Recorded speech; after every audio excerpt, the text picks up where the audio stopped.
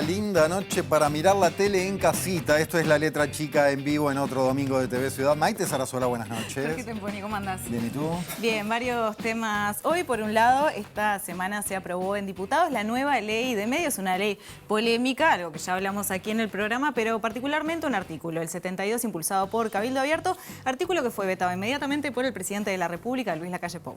Haremos un repaso también, entre todos los contenidos, ricos contenidos que tenemos, sobre los casos de corrupción de este gobierno, algunos con derivaciones judiciales específicas, otros que terminaron en renuncias. Bien, más allá de esos hechos políticos, partidarios, hablaremos de cómo repercute una corrupción que se instala a nivel social y político. Y hubo otros hechos también esta semana, por ejemplo, la vuelta a la arena política de Pedro Bordaberry y también un confuso episodio que tuvo como protagonista a la candidata a la vicepresidencia de la República por el Partido Nacional, Valeria Ripoll. Varios temas entonces para hablar esta noche en La Letra Chica.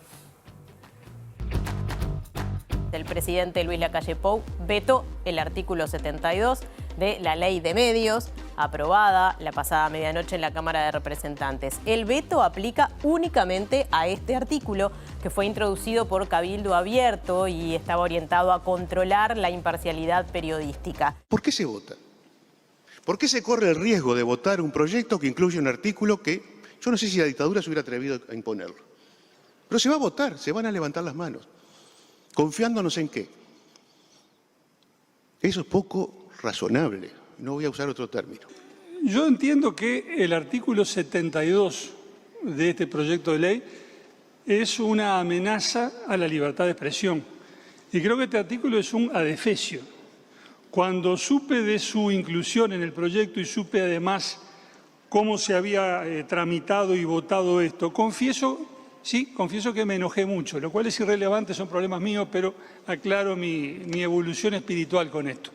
Por suerte pasó mucho tiempo antes de llegar a esta sesión, tuve tiempo de contar hasta 1000 y he llegado a la conclusión de que no se puede sacrificar el todo por una parte. La lógica y el paradigma que tiene esta ley de medios y cómo la mal llamada ley de medios, ¿no?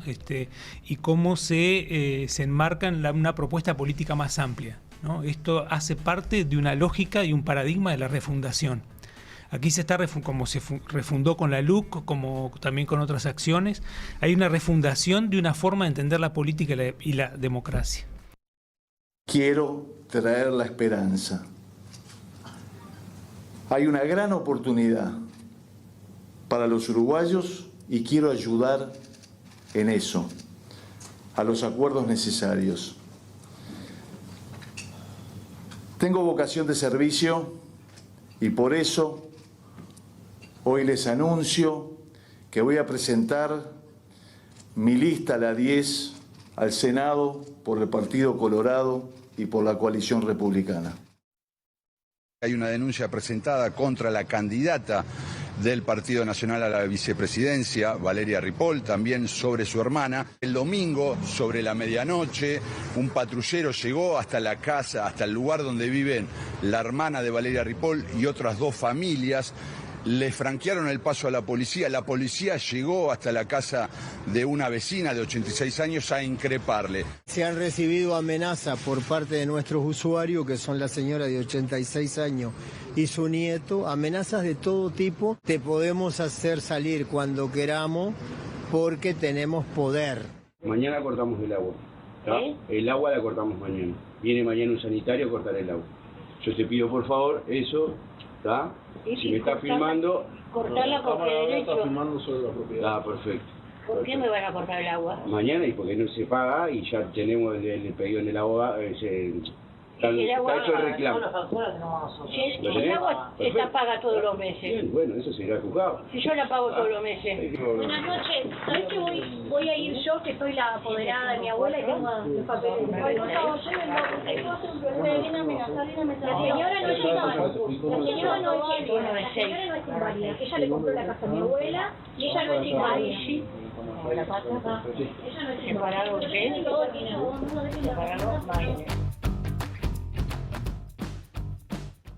Y antes de charlar con Óscar Botinelli, les invitamos como siempre a participar en el ida y vuelta a través de nuestro WhatsApp con mensajes por escrito al 092-374-089 como siempre. Óscar Botinelli, nuestro politólogo de cabecera y presidente de Factum. Bienvenido, Óscar, ¿cómo estás? ¿Qué tal? ¿Cómo estás? ¿Qué es de tu vida? Bien, todo bien. ¿Vos? Bien. Me alegro mucho. Empecemos bueno, tenemos para, digamos, atacar temas que tienen que ver con varios partidos, varias figuras y varias realidades. Empecemos por el veto del presidente de la calle Pou al artículo 72, el rápido veto del artículo 72 de la nueva ley de medios, un artículo que había sido muy criticado por atentar o contra la libertad de expresión o contra la libertad del trabajo periodístico en sí.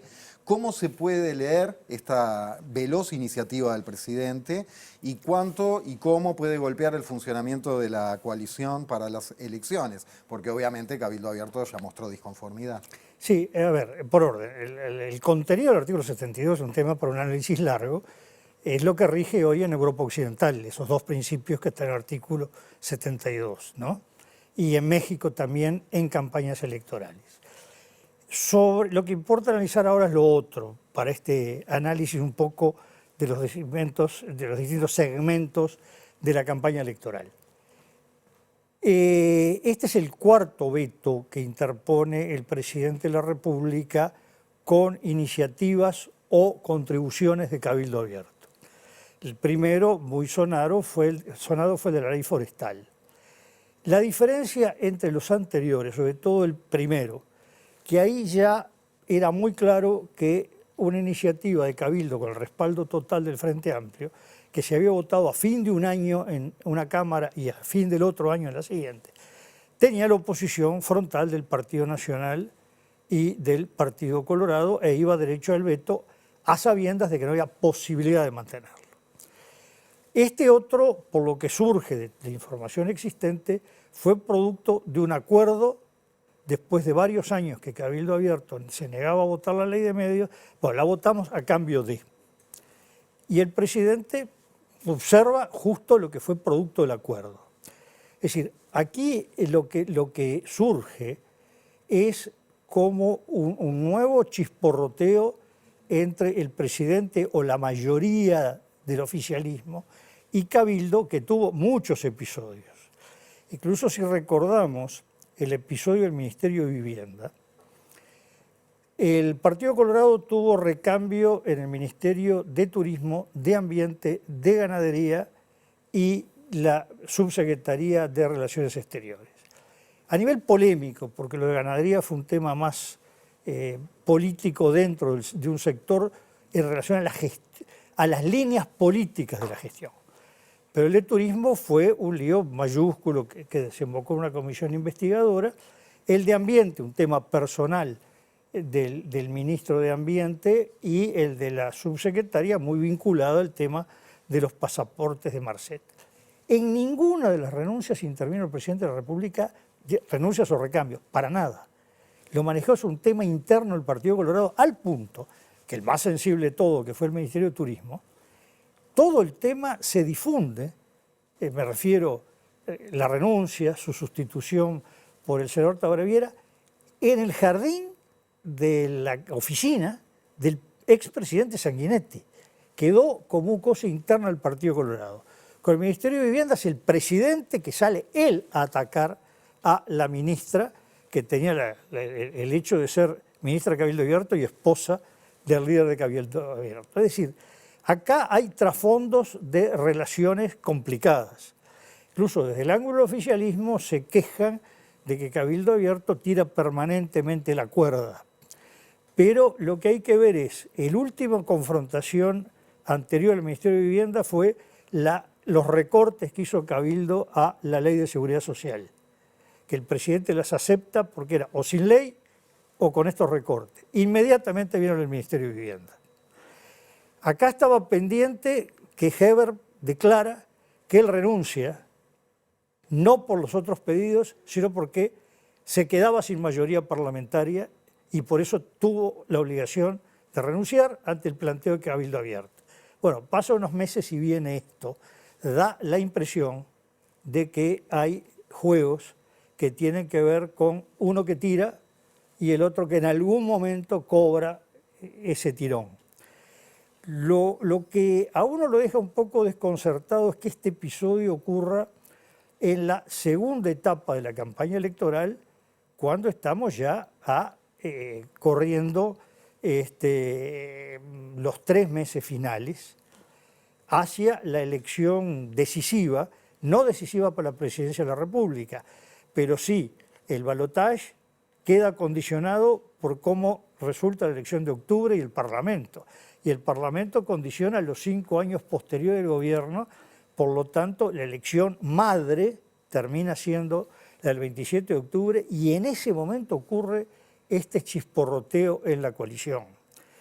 Una coalición que además tiene un ingrediente que lo vemos ahora, cuando tú ya hablaste del tema Bordaberry, porque aparece una complicación adicional a lo que uno diría venía hasta marzo, que era la coalición se había compactado porque después del episodio de las 4 renuncias, Heber, Bustillo, el subsecretario de Interior Maciel y el alter ego del presidente de la República, Roberto Lafluf, y a partir de diciembre cesaron los chisporroteos y la coalición se la vio compactada, incluso el discurso de Cabildo Abierto entonces acá fue muy coalicionista, ¿no?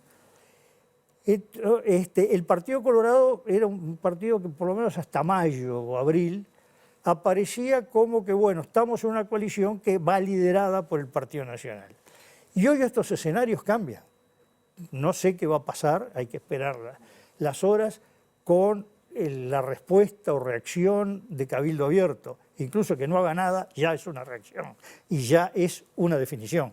Que haga algo también es lo otro. Y luego, bueno, lo del Partido Colorado es muy importante, ¿no?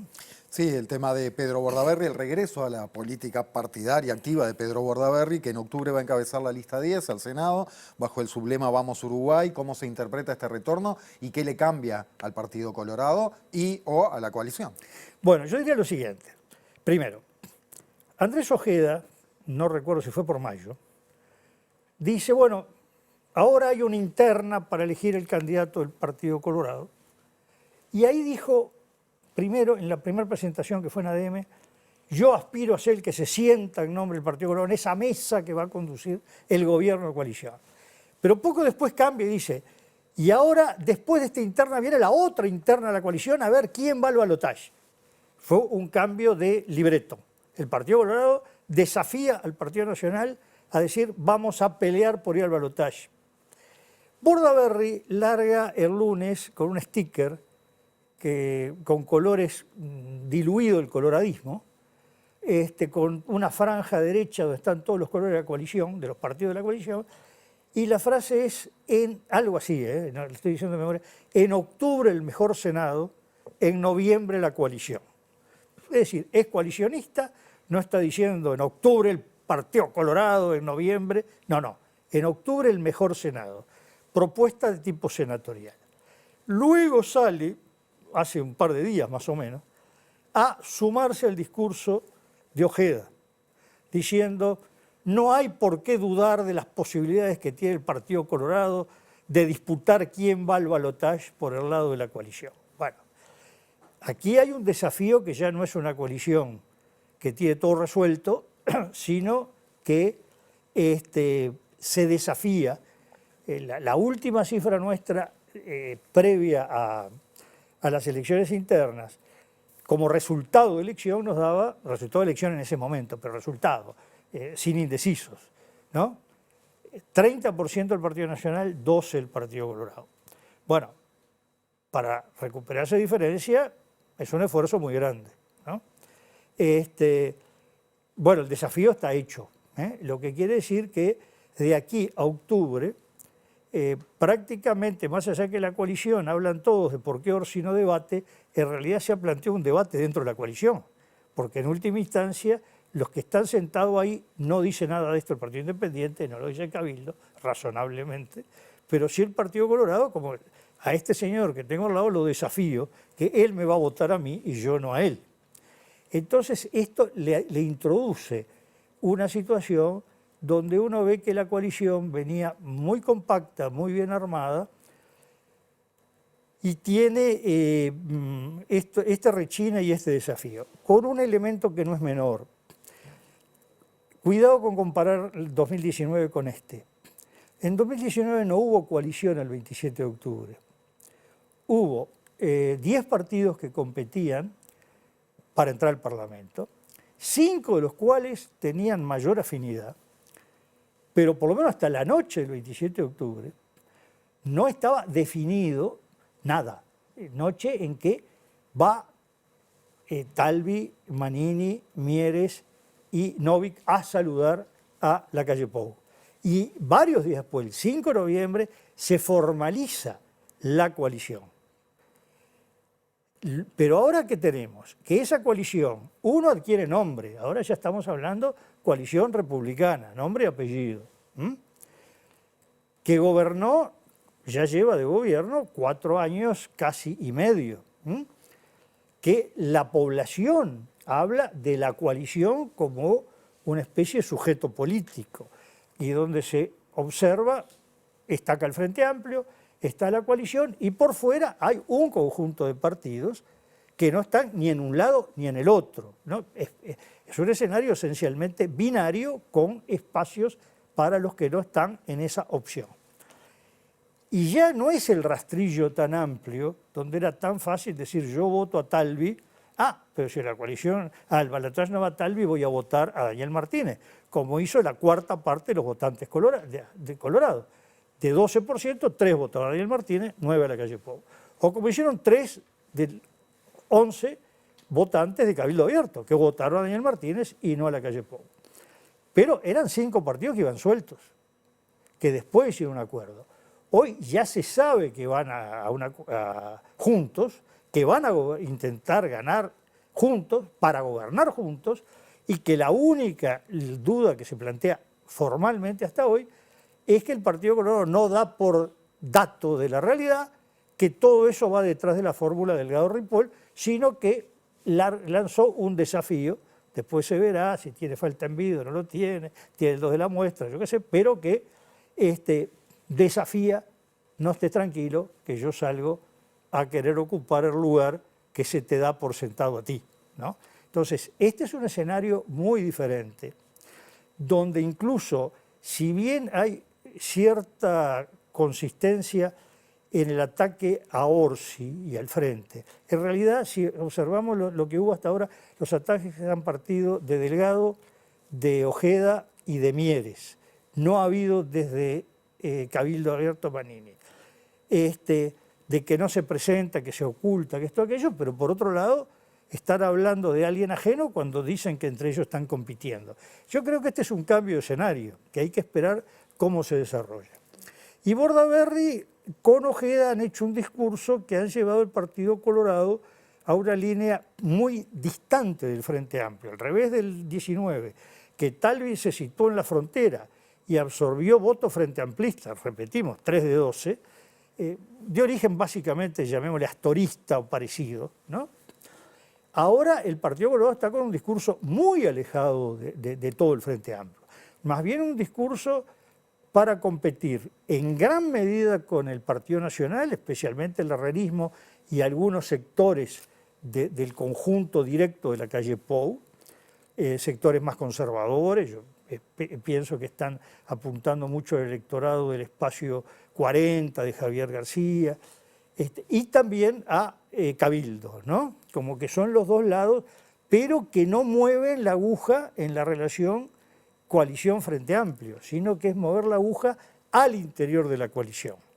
Es decir, y lo otro es que claramente queda subyacente que la elección, más allá de lo que pase con la ida o no al balotaje, plantea una competencia por el liderazgo del Partido Colorado, que según lo que pase en octubre terminará con la ratificación de Ojeda al frente del Partido Colorado, con el retorno a Bordaberry como la primera figura, o volver a una cosa muy típica que tuvo el Partido Colorado a partir del 84, 85, hasta el 2004, que fue un coliderazgo.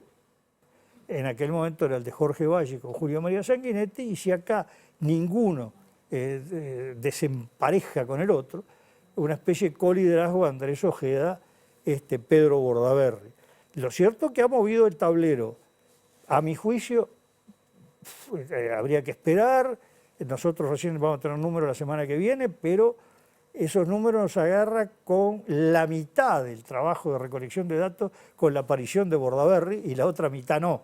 Por lo tanto, no va a dar para muchas conclusiones. Recién la siguiente vamos a tener este escenario. Pero lo que es claro, que ha movido un tablero cuando ya el Partido Colorado tenía definida una figura presidencial y no como hasta fin del año pasado, que se esperaba el aterrizaje de Bordaberry. Había una expectativa en las dirigencias. Sí, que eso por un lado es llamativo también, o no, según cómo se lo mire, y alguna explicación tendrá de que Bordaberry no decidiera volver al ruedo político fuerte antes de las internas como un precandidato presidencial, que lo haga ahora como candidato al Senado. Sí, hay que ver qué cosas ocurrieron. A veces hay decisiones que afectan también aspectos de la vida personal, ¿no? Y que implica eso mucho más entrega y compromiso ser candidato a presidente, evidentemente. No, pero además que una cosa el escenario que podía tener el mes de diciembre y otra cosa el que pudo tener en estas semanas o meses, porque una vez que ya tuvo toda la grilla de candidatos colorados, no era para que en abril largaran una precandidatura, ¿no? Es decir, si no lo hizo en diciembre, evidentemente ya no iba a ser precandidato a la presidencia, ¿no? Y brevemente, Oscar, porque tenemos muchos temas, pero hablamos mucho ahora de la coalición, la competencia interna que se da. Sin embargo, podría resultar llamativo, o por lo menos a mí, capaz que vos que sabes más no te resulta tanto, que no se rompiera la coalición antes para marcar perfiles de cara a las elecciones. Faltan 2 meses y medio y la coalición sigue siendo la coalición. Bueno, lo que pasa es que era difícil porque cuando empezó la coalición dio la impresión de que era el concepto más claro de una coalición, que es, bueno, acuerdos puntuales para determinado periodo. Pero luego se fue solidificando el concepto coalición y dieron un paso cualitativo cuando inician el registro un lema que, más allá que sea el lema electoral, ¿no?, estrictamente para disputar los gobiernos departamentales de Montevideo, Canelones y Salto, pero da otra entidad, ya no es que, bueno, nos juntamos en el periodo 2020-25, después veremos. No. Ya la idea es que es algo más compacto. Los discursos de la coalición como sujeto político fueron creciendo especialmente en 2022 y 2023. Es decir, ya creo que, por ejemplo, el Partido Independiente tiene una relación de proximidad con el Partido Nacional muy fuerte y sobre todo el juego de Pablo Mieres y la calle Pou, que puede considerarse de los sectores políticos que más fuertemente respaldó a la calle Pou, a Susana Arbeleche y a la gestión de Luis Alberto Heber explícitamente en la interpelación de la Cámara de Diputados. Pero el Partido Colorado en general, después de que Talvi se retira de la política, el Partido Colorado apareció como un partido que no planteó una sola disidencia hasta el momento de la Ley de Seguridad Social, después de todo el chisporroteo entre la calle Pou y Manini. Ahí aparece con un par de modificaciones el Partido Colorado. Es decir, el Partido Colorado apareció muy sólido en el acuerdo de la coalición hasta este discurso de que son muy coalicionistas pero desafían al Partido Nacional. Entonces ya no es el panorama del 2019, que se veía partidos, si se quiere, hermanados, pero muy claramente separados, sino como partidos que están asociados ya, con un compromiso político de asociación que creo que incluso va más allá de la voluntad que tuvieran los partidos o las dirigencias de cuánto afirmar o no la coalición, que ya se creó una situación que no les da casi espacio para otro juego que este. Vamos al Partido Nacional y a realidades noticiosas de los últimos días. La situación en la Intendencia de Artigas, de la que ya hablamos, se suma ahora a un informe de la Junta de Transparencia y Ética Pública sobre irregularidades en contratos de la Intendencia de Florida, en el que la JUTEP incluso recomienda acción directa de Fiscalía. A la vez el Partido Nacional sufre una caída en las encuestas. Puede ser el efecto Artigas, puede ser efectos de estas cuestiones. Ha habido una resistencia también a Ripoll, profundizaremos en Ripoll en una siguiente pregunta. ¿Cómo lees esta caída en la intención de voto del Partido Nacional?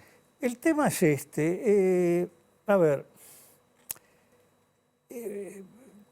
no es fácil cuando ocurren un par de cosas más o menos simultáneas tener claro cuál fue la causa. ¿Cuánto pesa cada uno? Salvo que una fuera insignificante y otra... Claramente, claro. Pero los sucesos, sobre todo de Artigas, que tuvieron una resonancia muy grande, entre otras cosas, porque tuvo efectos judiciales finales, es decir, en la medida que los tres acusados, el intendente, el ex secretario general de la Intendencia y la ex diputada que iba a asumir la Intendencia, hacen un acuerdo abreviado que implica que el juez lo que determina es una condena, bueno, ya genera que interviene, se comunica a la Corte Electoral, interviene, toma la resolución formal de suspender las ciudadanías durante el tiempo de la condena,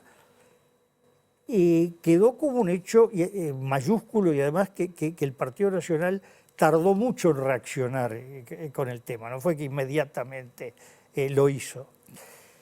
Entonces, frente a ese hecho, lo de la elección de Valeria Ripoll, uno duda mucho cuánto puede haber afectado o no.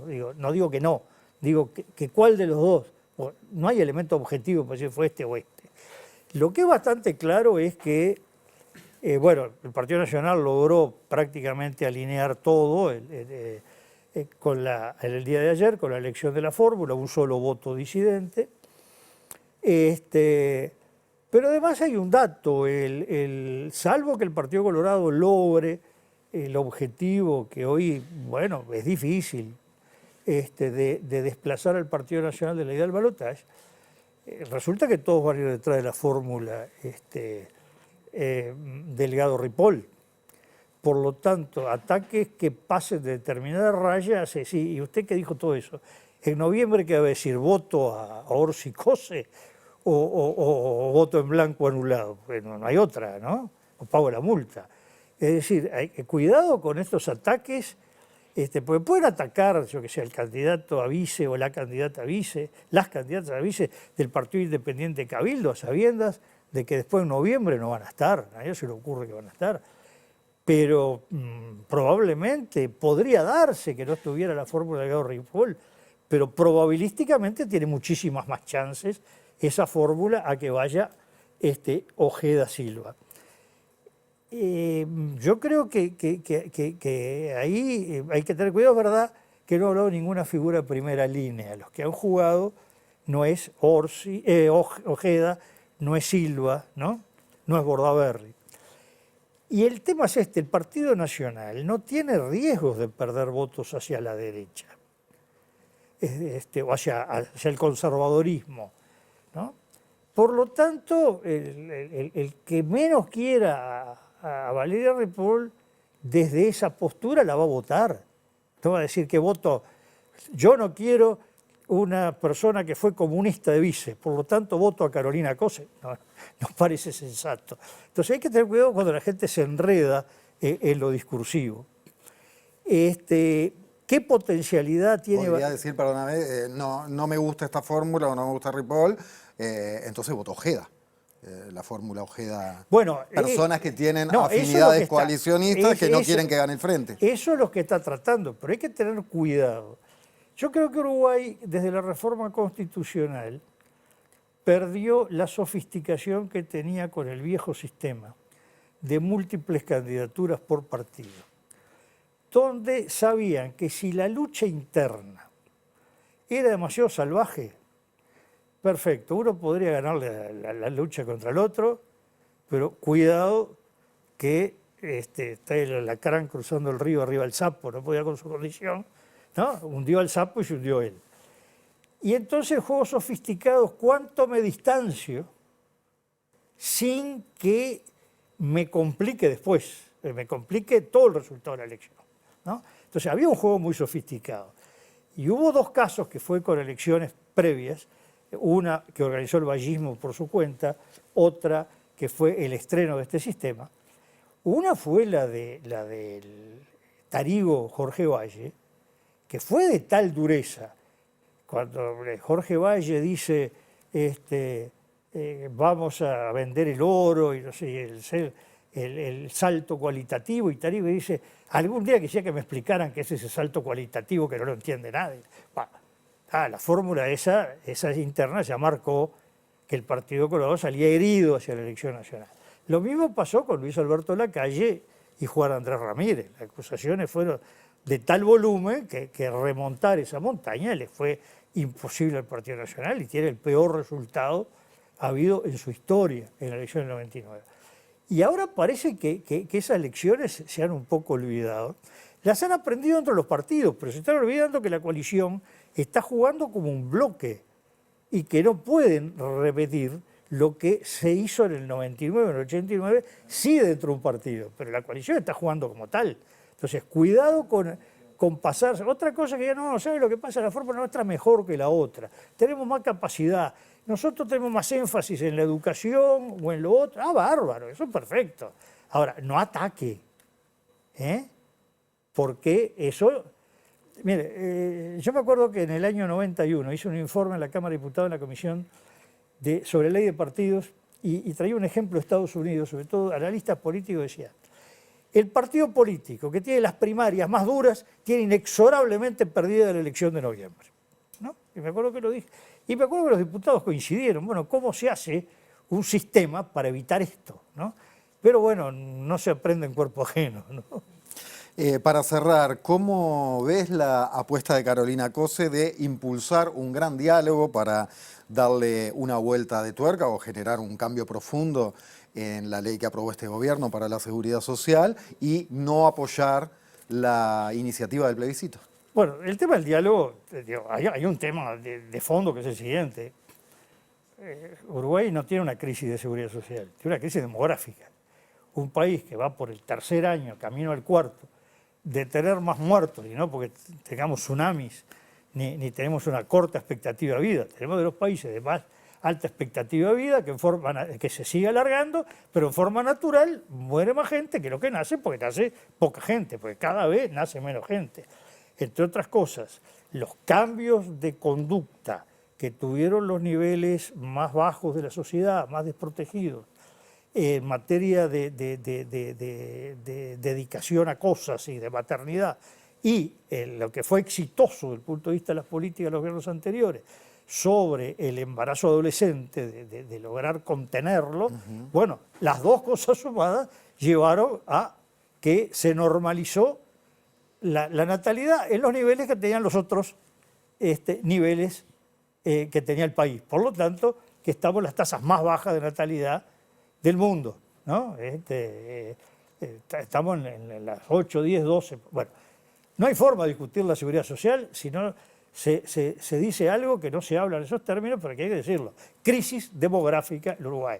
Un país no puede darse el lujo de estar perdiendo población. Incluso la inmigración, Uruguay no tiene una política inmigratoria, recibe inmigración no como una política elaborada, pero no frena la emigración tampoco, y una emigración calificada además.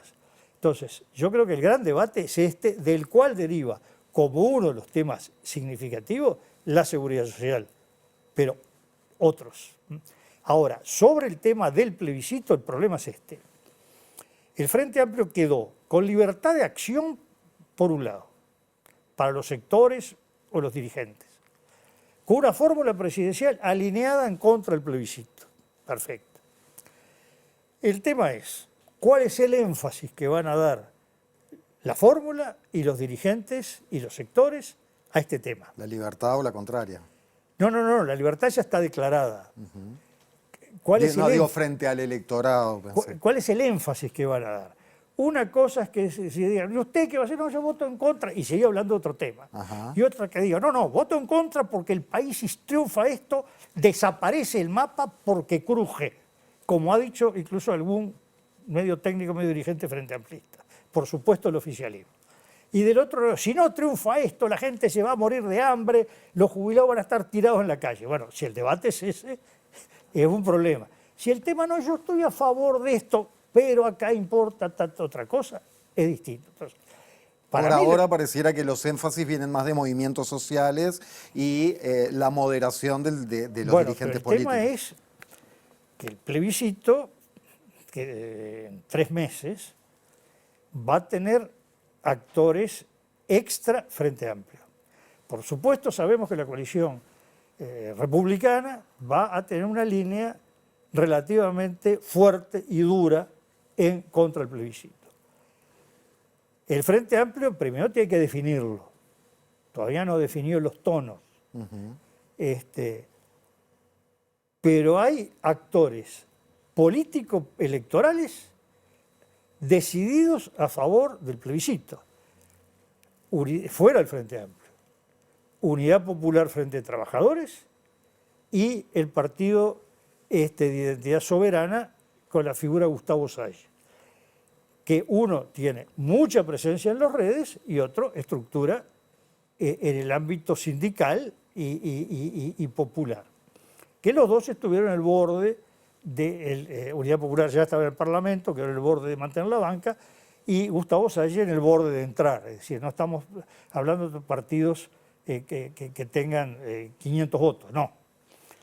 Y que van a jugar, me imagino, con muchísima fuerza, todo silencio que hagan el Frente Amplio los promotores de la reforma. Es decir, sin duda la 1001 y la 90 y aliados van a tener alguna complicación. Y por otro lado, movimientos sociales, estamos hablando que el presidente del PIT-CNT es un importante dirigente de uno de los grupos del Frente Amplio que impulsa el plebiscito. Y salió en un tono, no digo extraordinariamente fuerte, pero bastante fuerte. Entonces, si se silencian los grupos políticos del Frente cuando hacen un acto con la bandera al frente, pero luego el movimiento sindical, el discurso es otro, bueno, le va a ser un poco complicado. Yo creo que este es un tema que exige una prolijidad de la administración dentro del Frente Amplio porque tiene peligros por todos lados. Además es lógico, natural, que va a ser asusado el Frente Amplio por la coalición republicana. Creo que lo está asusando mal. Le está faltando habilidad para poner en mala situación el Frente Amplio. No es como una topadora que se pone mal al otro. Y hay que ver qué hacen Unidad Popular. Gustavo ya sabe lo que va a hacer, pero lo está haciendo. Ya hay videos circulando en las redes demoledores contra el Frente Amplio con el tema del plebiscito de seguridad, en ese tono habitual que él tiene, que no es precisamente muy moderado, apacible, ¿no? Bueno, pero yo creo que no se resolvió el tema solamente con el hecho de que Carolina Cose ya se ha pronunciado porque no vota. Primero porque quedó eso, que muchos lo pueden ver como contradicción, firmó el plebiscito y dice que vota en contra. Pero por otro lado, tampoco hubiera sido una buena solución una fórmula presidencial que subiera a la tribuna y dice, ¿usted qué vota? No, yo voto que sí, no, yo voto, estoy en contra. Bueno, pónganse de acuerdo el candidato presidente a vice. Es decir, no creo que Carolina tuviera otro margen que el que hizo. Pero es un tema que el Frente Amplio le va a costar resolverlo y creo que es muy importante que lo sepa resolver bien y que salga de las trampas que le puedan aparecer en el camino. Sobre todo cuando todavía no tenemos la última encuesta nuestra, la vamos a difundir a partir de la semana que viene, pero la anterior nos daba en el electorado frente amplista un apoyo muy fuerte al plebiscito. Bueno, si ha caído o no ha caído, no lo podemos saber hasta que no tengamos números, pero parte de niveles muy altos de apoyo. Es decir, por lo menos es muy difícil pensar que la opción más negativa hacia el plebiscito, el electorado del Frente Amplio parejo entre a favor y en contra. Bueno, tampoco es bueno para una fuerza política tener sus votantes y sus militantes. Oscar, en dos partes, ¿no? Oscar Botinelli, un placer como siempre y hasta la próxima. Sí. Profe, así como, ¿no? De que no sé nada de nada, ¿no? Si mañana Artigas convocara a la Quinta de la Paraguaya a todos los actores políticos de hoy, ¿no? ¿Cuál cree usted que sería la frase de todas las que dijo que podría decirles en un momento tan conflictivo que tenemos ahora, ¿no? Porque esto no me parece que es una fuerza de una batalla entre fuerzas políticas, sino me parece que son más personales. Pero si estuviera Artigas, aparte de que se vuelve a morir, ¿no? Pero después, antes de eso, ¿qué les diría? Bueno, hay una frase que ha sido usada mucho por Sereñel: viva la unión de los orientales honestos, ¿no? Gracias. Gracias, Oscar. No, por favor. Ya la seguimos con el panel, con la mesa, con mucho más de La Letra Chica.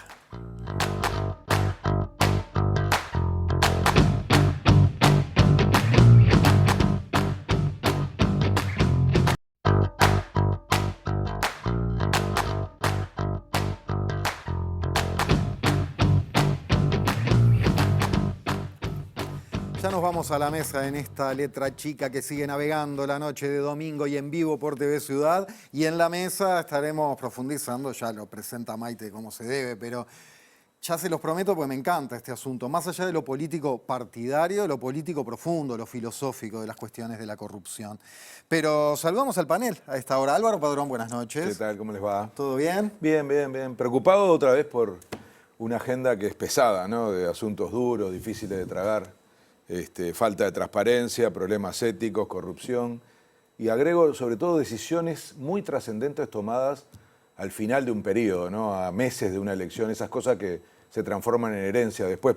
Por suerte, bueno, tenemos un panel de lujo para poder analizar eso. Los invitados de hoy son, como vos decís, van a levantar mucho el nivel de temas difíciles. Y sobre decisiones pesadas en el último bloque, ley También, de medios. Por ejemplo, ¿no? Pero que tiene mucho que ver con transparencia, pegan el palo con la corrupción, sobre todo en materia de intereses. Pero me quedé con algunas de las cosas que decía Botinelli, ¿no?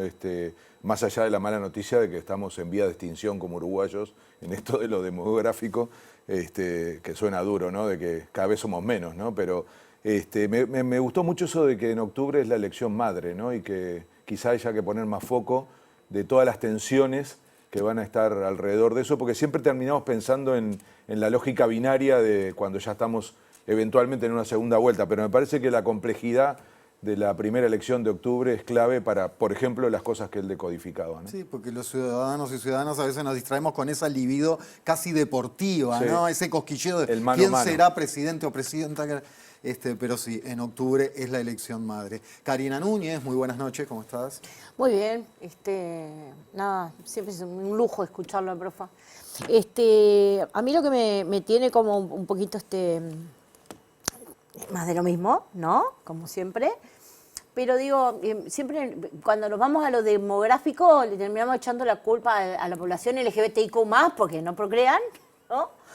Pero nunca nos hacemos cargo de la cantidad de gurises que nacen en situaciones de extremada pobreza y que no viven hasta más de 15, 17 y 19 años, ¿no? Entonces digo, eso de aumentar la población demográfica para engrosar los cinturones de pobreza, para seguir esclavizando a mujeres, para que las leyes sigan vetando derechos de mujeres a acceder a derechos. No sé si muchas mujeres que tengan por lo menos casi la mitad de la capacidad neuronal por haber comido sus madres durante todo el embarazo, pues quieran engrosar lo demográfico de un país así. Pero también lo otro que me resulta también un poco esto de la transparencia, ¿no? Quienes se encargan de la transparencia es el pueblo, totalmente es el pueblo. ¿No? Los vetos votan gente que fue votada para representarlos y al final terminan de todos los colores tapándose los privilegios. Camilo Pons Migliaro, buenas noches, ¿cómo estás? Y un titular. Buenas noches al panel, a los invitados. A mí este bloque particularmente me interesa mucho, igual que a vos, Jorge. Toda la vinculación entre la política y la ética es un tema que ha sido de mi interés últimamente. Creo que particularmente en la situación actual del Uruguay, estos escándalos de corrupción tienen un impacto muy negativo, sobre todo en la gente joven. Creo que han generado un descreimiento hacia la política y el sistema político. que, bueno, Álvaro sabe más de eso que yo, en la región y en todo el mundo ha sido caballito de guerra de la ultraderecha para un ascenso en una carrera electoral que ha terminado impactando muy negativamente sobre los sectores populares de toda sociedad alrededor del mundo. Entonces es un tema que me parece de particular interés. Yo una vez le leí, no sé si es una frase de él, pero a Fernando Savater, en un libro que él tiene que, bueno, plantea que la ética es como el arte del buen vivir. Y siempre me gustó pensarlo de esa manera, porque sin duda no es una buena forma de vivir, descreer de la política y de nuestras formas de organización social. No me salía la palabra. Así que bueno, bienvenidos y espero con ansias el bloque. Suya, Zarzuela. Muy bien, arranquemos entonces ahora sí a darle otra mirada a la corrupción y para eso recibo a Gustavo Pereira, profesor de filosofía, y también a Gabriel de la Coste, politólogo. Buenas noches a ambos, muchas gracias por estar. Por favor. ¿Podemos arrancar capaz que encuadrando o definiendo, al menos en términos más básicos, lo que es la corrupción? Bueno, me acuerdo cuando tenía que estudiar por trabajo hace 1000 años a Montesquieu, que él decía que cada forma de gobierno tenía un principio en el que se sustentaba su continuidad.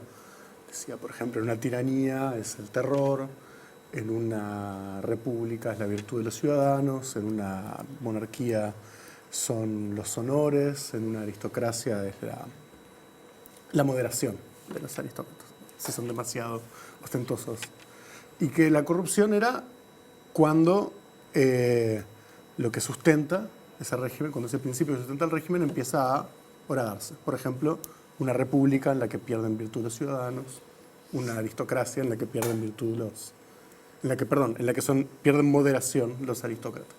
Entonces uno podría decir, en la medida que consideremos que nuestro sistema se parece más a una república o a una aristocracia, si estamos viendo fenómenos de corrupción, lo que estamos viendo, si seguimos a Montesquieu, es o una pérdida de virtud de los ciudadanos o una pérdida de moderación de los aristócratas. Gustavo, desde la filosofía. Bueno, algo bastante cercano a lo que dice Gabriel. Hay una forma de entender la corrupción que a mí también me gusta muchísimo, que es de Maquiavelo, ¿no? Y lo presenta en los escritos sobre la primera década de Tito Livio. Y ahí Maquiavelo lo que hace es, creo que por primera vez, asocia a la república, a una sociedad, con un organismo vivo, con un organismo que puede enfermarse, que puede corromperse, ¿sí? Como le pasa a cualquiera de nosotros. Y la corrupción, ¿sí? Es lo que enfermaría a la sociedad, lo que enfermaría a la república. Y el síntoma es un incremento significativo del interés por la riqueza privada. Podemos extender eso que dice Maquiavelo, y en lugar de solamente la riqueza podemos poner simplemente el interés personal, el interés privado por encima del bien común. Eso es lo que socava a la república, ¿sí? Y por eso es que la corrupción es asimilable a un mal, a una enfermedad que destruye a un organismo vivo. Entonces, con estas definiciones, con estos conceptos, vamos a ver cuál es el estado de salud de nuestra república con Mariana Cianelli y ya seguimos conversando en la mesa. Mariana, te damos la bienvenida y vamos a hacer a continuación... Buenas noches, ante todo buenas noches. Buenas noches. Un placer siempre. Un breve repaso de situaciones, primero que tuvieron consecuencias judiciales y después que tuvieron más bien consecuencias de renuncias o consecuencias políticas, vinculadas a figuras del actual gobierno. Bueno, uno de los casos más emblemáticos fue el de Alejandro Astesiano, ex jefe de seguridad presidencial, que fue detenido en septiembre de 2022 en la residencia de Suárez y Reyes. Y meses después, en febrero de 2023, lo condenan por múltiples delitos como asociación para delinquir, tráfico de influencias, entre otros. Se lo condenó principalmente por su rol facilitador en el esquema de falsificación de documentos de ciudadanos rusos, ¿se acuerdan? Esto fue ya hace varios años, pero ese, digamos, fue el principal foco del parte fiscal. Pero también se lo condena por acceder a videovigilancia y a información reservada para su propio beneficio y para el beneficio de terceros. Asociado a este mismo caso, se imputó al subdirector administrativo de la policía, Héctor Ferreira, y al subdirector ejecutivo, Jorge Berriel, por intercambiar información con Penades. Recordemos que Penades intercambiaba y pedía información a la cúpula policial. Ya que lo mencionas, pasemos al caso Penades entonces. Bueno, en octubre de 2023, el senador nacionalista Gustavo Penades es imputado con prisión preventiva por múltiples delitos sexuales, entre ellos abuso sexual de menores, explotación de menores, violación, entre otros. También asociado a este caso se imputó a Carlos Taroco, exdirector del CONCAR, por llevar adelante una investigación parapolicial sobre las víctimas de Penades. La intención era, de alguna manera, darle elementos a Penades para que buscara hacer valer esta idea de que había una trama en su contra. Bien, pasemos al caso del entonces ministro de Turismo, Germán Cardoso, que a nivel judicial, para sus intereses, tuvo buenas noticias en los últimos días. Bueno, efectivamente, la Fiscalía de Delitos Económicos y Complejos inició una investigación en contra de Cardoso que terminó archivando, pero de todas maneras Cardoso renunció al ministerio en 2021. El caso se investigó y tuvo gran trascendencia porque el Ministerio de Turismo había intentado comprar publicidad digital a una empresa en Estonia, Kirma, por $280.000. De la empresa no se conocía, no había mucha información y hasta el día de hoy no hay mucha información. Pero lo llamativo de lo que sucedió fue que esa compra se hizo en plena pandemia, en diciembre de 2020, cuando la movilidad estaba restringida y no había turismo, digamos. Hace unos días también se supo que la causa que investigaba a uno de los asesores de Cardoso, que fue el que hizo el nexo con esta empresa en Estonia, también fue archivada por el mismo fiscal. Bien, en este repaso cuasi vertiginoso, seguimos ahora por Artigas, ¿no? Y toda la enorme resonancia con condenas, con procesos, con acuerdos abreviados. Bueno, este fue un caso reciente, lo estuvimos tratando en uno de los programas. Efectivamente, se condenó al intendente Artigas, Pablo Caram, al ex secretario general de la Intendencia, Rodolfo Caram, que es primo del intendente, y a la diputada Valentina Dos Santos. En el caso de Valentina Dos Santos, la condena fue por atribuirse potestades de la Intendencia cuando era diputada, y en el caso de ellos dos se los condena en el marco del pago irregular de horas extras a funcionarios. Pero también más recientemente, en estos días, conocimos otro caso de otra intendencia que está en la órbita judicial, que es el caso de la Intendencia de Florida.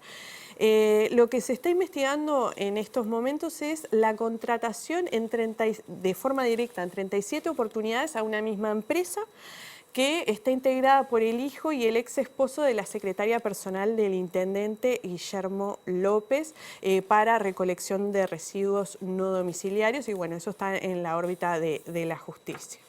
Hay casos que todavía no tuvieron resolución en la justicia, pero que implicaron renuncias del gobierno. Repasamos algo de eso. Bueno, quizás el más notorio y bueno, el que causó la mayor crisis política de este periodo de gobierno fue el vinculado a la entrega de pasaporte al narcotraficante Sebastián Marcet. A fines del año pasado, el canciller Francisco Bustillo renuncia a su cargo luego de que Carolina H., que había sido subsecretaria de Cancillería y que también renunció por este tema, presentar a la justicia que está investigando el caso grabaciones del canciller sugiriéndole que ocultara información a la justicia y a la investigación administrativa que estaba llevando adelante Cancillería. También por este tema termina renunciando el entonces ministro del Interior, Luis Alberto Heber, el subsecretario Guillermo Maciel y el asesor de comunicación presidencial, Roberto Lafluf. Sí. Después de este caso también hubo otro caso muy sonado, que es el de la Comisión Técnico Mixta de Salto Grande. En ese caso implicó la renuncia de Carlos Albizu a la presidencia de la comisión por la designación directa de una treintena de trabajadores en la comisión y que luego se vio que en su mayoría eran militantes del Partido Nacional. Por último, en el repaso de hoy, recién lo mencionaba Botinelli, por las tensiones de la coalición entre el Partido Nacional y Cabildo Abierto, Irene Moreira y la renuncia de Irene Moreira. Exacto, Irene Moreira renuncia al Ministerio de Vivienda por la adjudicación de forma directa de una vivienda a una militante de Cabildo Abierto. El Ministerio hizo una investigación administrativa que arrojó que efectivamente existieron irregularidades y que se apartó de la ética del funcionario público y que había existido abuso de poder. Sin embargo, el ministro actual de Vivienda, Raúl Lozano, que pertenece al mismo partido que Irene Moreira, Cabildo Abierto, valoró que si bien había existido abuso de poder, no existió, a su entender, abuso de funciones y por lo tanto no presentó el caso a la justicia y quedó simplemente en una investigación administrativa del Ministerio. Por el rápido repaso, gracias Mariana. Gracias a ti. Muy bien, y entonces creo que la pregunta que queda para arrancar ahora entonces este diálogo es ¿cuáles son las consecuencias en el estado de salud, por ejemplo, de la República, de estos casos que nombraba Mariana? ¿Cuáles son las consecuencias para el sistema político? ¿Cuáles son las consecuencias para una sociedad toda que se den estos hechos en un tiempo además acotado? Quien guste. Sí. Bueno. A ver, muchas veces las instituciones estatales tienen una forma de pirámide, donde las personas que tienen que cumplir con los cometidos de la organización reciben órdenes, miran hacia arriba a ver qué está pasando, ¿no? Y cuando vos tenés, no sé, autoridades policiales, ministeriales, más altas esferas del Estado apartándose de la ley o haciendo conductas reñidas con la ética, una de las cosas que puede pasar es que se dé un mensaje hacia abajo, ¿no? De que el conjunto de la organización tiene que comportarse de ese modo. Y eso puede ser muy grave. Después, es temprano para saber, ¿no? O sea, uno puede especular. En todo caso, uno lo que podría preguntarse es qué tanto esto está señalando una mutación más grande del conjunto del sistema que puede ser preocupante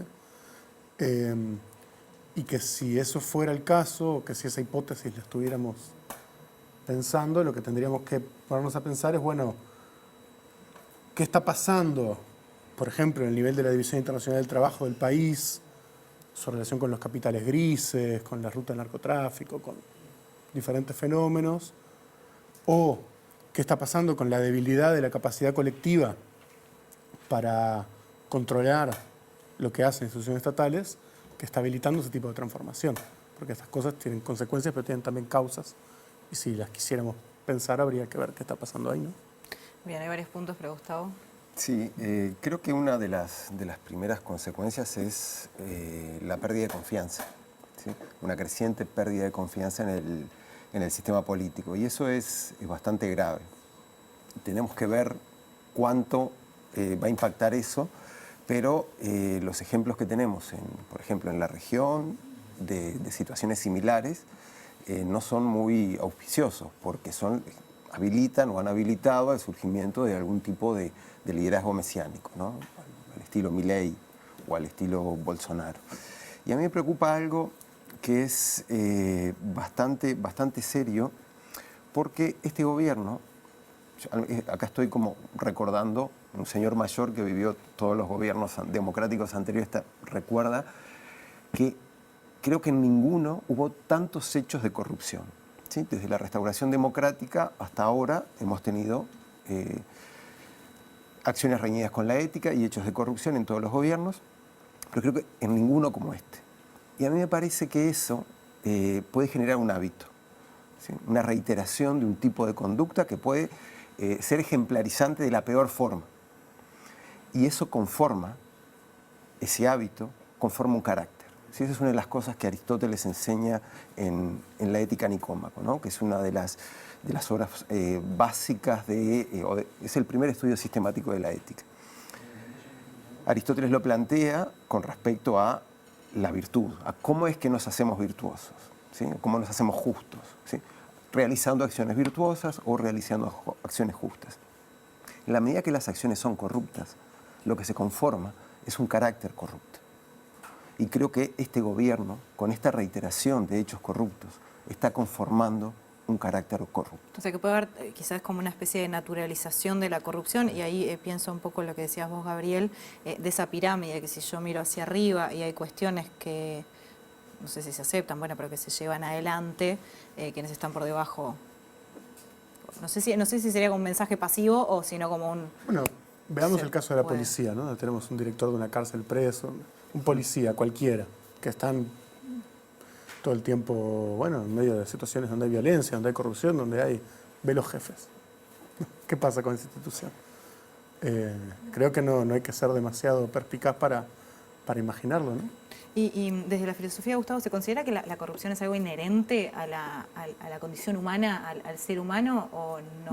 No necesariamente. O sea, no somos todos corruptibles en algún punto. No. O sea, somos corruptibles de la misma manera que podemos actuar en forma reñida con la moral, podemos actuar en forma injusta, pero no necesariamente, no hay un designio, ¿no?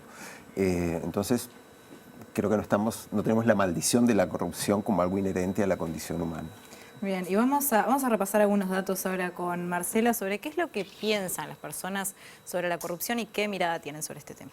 Exacto, sumamos desde ese ángulo, como el nombre indica, la usina de Percepción Ciudadana nos trae Percepción Ciudadana, digo yo en un enorme descubrimiento. Marcela Schenk, siempre un placer, buenas noches. Buenas noches, Jorge, bueno, y un saludo también a todo el público que nos está siguiendo. Bueno, antes de comenzar con los datos en sí y también continuando un poco la conversación que estaban teniendo antes, bueno, lo que entendemos como corrupción puede afectar el accionar de distintos actores, de distintas instituciones, ¿no? Podemos analizar poder ejecutivo, poder legislativo, poder judicial, pero también otros actores como estaban mencionando, ¿no? Por ejemplo, bueno, los gobiernos locales, el accionar de la policía, hasta incluso las familias, empresarios, etcétera, ¿no? Y cuando hablamos de situaciones de corrupción estamos haciendo referencia en política a un fenómeno que se mete con las bases de nuestros acuerdos democráticos, ¿no? Porque se ve perjudicado lo más básico, que es la igualdad ante la ley frente a una situación abusiva de poder, ¿no? Y también se afectan las percepciones que hay en nuestras democracias sobre las élites. Bueno, ustedes también lo estaban mencionando, ¿no? La confianza en los propios mecanismos de representación que encarnan los partidos políticos. O sea, cuando analizamos, por ejemplo, casos de corrupción puntuales como los que nos trae hoy Mariana, no se trata de fenómenos que se circunscriben a esas personas que se encapsulan en ellas, sino que están afectando al sistema en general. Y en las últimas décadas, además, hemos visto cambios en este sentido que volvieron inaceptables ciertas irregularidades para la opinión pública que en otros momentos de nuestra historia formaron parte de lo que era el paisaje habitual, ¿no? De nuestra política. Por ejemplo, cuando hacemos referencia a mecanismos clientelares o a emplear el aparato del Estado para financiar a los partidos, ¿no? Entre otras irregularidades, porque no todos los actos que podemos calificar de corrupción tienen que ver con el enriquecimiento ilícito a nivel personal, ¿no? En el caso de la usina, y ahora sí concretamente metiéndonos en nuestros datos, lo que hicimos fue ver las percepciones en relación a cómo las personas del panel estaban entendiendo entonces este problema en vinculación con el accionar del gobierno, y bueno, y lo estamos viendo entonces a continuación. Lo que vemos en este gráfico es un continuo que va desde una percepción nula de corrupción, ¿no? Sobre la izquierda del gráfico, hasta una de máxima corrupción en el extremo derecho. Y cuando analizamos esto vemos que una de cada 4 personas, ¿no? En estos tonos azul y celestes del gráfico, tenía una percepción positiva con respecto a este tema, o sea, lo que decían era que había nula o poca corrupción asociada al gobierno. Un tercio de las personas en estos tonos verdes, en este tono verde en realidad, vemos que tenía una postura más neutral, y cerca de la mitad de las personas tenía una percepción negativa, ¿no? En tonos rojo y naranja, ¿no? Y en este sentido, entonces, identificaba al gobierno con actos de corrupción. O sea, básicamente, como estamos viendo entonces, que lo que predomina, digamos, son estas percepciones negativas, es que vamos a hacer este zoom en esos rojos y naranjas a continuación, si les parece. Bien. Ahí nos metemos entonces en ver qué era lo que pasaba, dónde era mayor la percepción de corrupción en diferentes variables con las que solemos cortar, ¿no? Vemos, por ejemplo, por nivel socioeconómico aquí, también lo vamos a ver por tramo de edad, lo vamos a ver por género y lo vamos a ver también por qué votaron en 2019.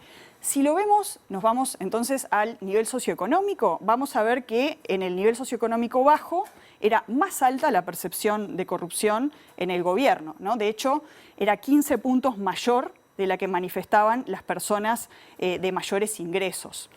Si lo vemos por rango de edad... O sea, perdóname que sí. Eso no está en la gráfica, pero lo estás diciendo. Lo estoy diciendo, sí. ¿Le daba un 39 al nivel socioeconómico alto? Qué rapidez para... Exactamente, Bueno, para era hacer... 54 menos 15, medio que dudé, ¿no? Excelente, no, pero sí, tal cual, 39. Nivel sí. socioeconómico alto, percepción de 39%, nivel socioeconómico bajo, 54%. Sí, exactamente. Diferencia apreciable. Es una diferencia muy grande, sí, totalmente. Y de hecho iba creciendo progresivamente la confianza, digamos, por nivel socioeconómico, ¿no? Bien. Si nos vamos a los rangos de edad, nos vamos a encontrar con que quienes expresan mayor percepción de corrupción en el gobierno son las personas que estaban en el tramo de 45 a 59 años. ¿Ah?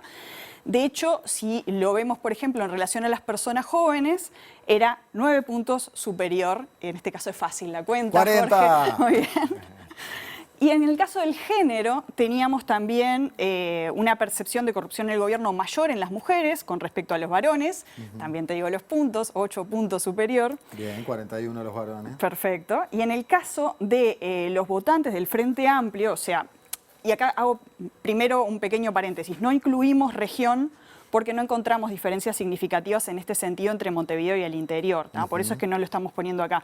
Es un poco mayor, igual de todas formas, la percepción de más negatividad, digamos, en Montevideo, pero la suma de ambas, como lo venimos viendo, no arroja diferencias. Entonces, por eso es que no lo ponemos acá. Y acá ya te aventuro que debe ser la diferencia más grande. Exactamente. ¿No? Justamente por eso es que les proponemos hacer un zoom dentro del zoom ahí para ver qué es lo que vemos. Bien, según votantes, entonces. Exactamente. Acá estamos viendo algo muy similar a lo que veíamos en el gráfico inicial, pero separando entre votantes de la coalición en la elección pasada y votantes del Frente Amplio. ¿Ah? Y ahí lo que vemos es que la percepción de corrupción es mucho mayor en votantes del Frente Amplio, ¿no? De hecho, casi 7 de cada 10 personas asocian al gobierno con situaciones de corrupción, como estamos viendo ahí, ¿no? En el caso de los votantes de la coalición de gobierno tenemos solo 2 personas que están asociando a este hecho de corrupción extrema, digamos, al gobierno, y de hecho la mitad está en los tonos celestes y azules, ¿no? Que dicen que la corrupción no es un problema, básicamente. Fíjense la diferencia importante que existe en este sentido con los votantes también y las votantes del Frente Amplio, que solo el 5% tenemos que tuvo esa percepción positiva, ¿no? O sea, no llegamos a completar una persona de cada 10 en ese sentido que tienen esta postura, ¿no? Sí, una de cada bien 20. Significativa. Sí, así, hoy quedando para las matemáticas volando. Exactamente. Introducimos el tema narcotráfico para cerrar. Sí, exacto. Porque hay distintas variables que podríamos llegar a tomar para explicar parte de lo que acabamos de ver, ¿no? Cómo la realidad está mediada también por nuestros marcos interpretativos y la ideología es uno de ellos, ¿no? Pero bueno, también tenemos otras variables como la confianza en el gobierno, por ejemplo, como estuvieron hablando hoy, también en el presidente, pero queremos terminar la columna de hoy justamente con esto, porque hace el vínculo con otro de los problemas que parecería ser un poco novedoso en nuestro medio, ¿no? Que es el del relacionamiento del sistema político con el narcotráfico.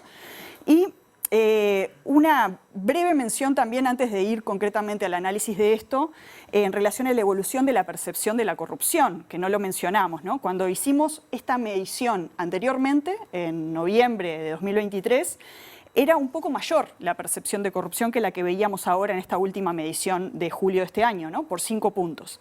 Y si nos fijamos, en ese momento, que ahí lo tenemos también en noviembre, en relación con este tema, era mayor que ahora la percepción que había asociada, digamos, a que había mucha vinculación del sistema político con el narcotráfico, ¿no?